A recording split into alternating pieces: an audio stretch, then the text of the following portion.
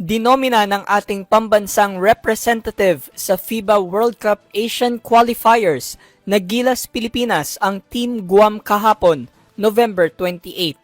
Parte ng koponang Guam si San Miguel Beermen MVP Jericho Cruz, kaya natunghayan niya mismo ang bagsik ng national representative sa larangang basketball.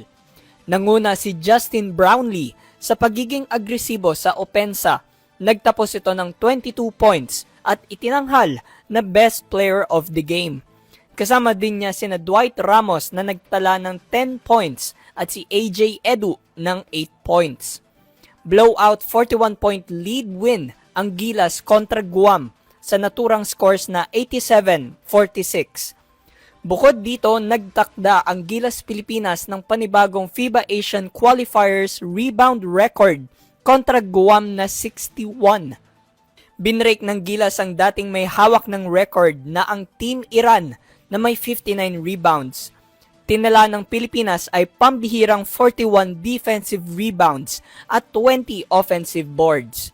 Maghaharap ulit ang Gilas Pilipinas at Guam sa December 1 sa Blue Eagle Gym ng Ateneo. Para sa EuroTV News, ako si Kyle Basa, sumasaludo sa bawat Pilipino.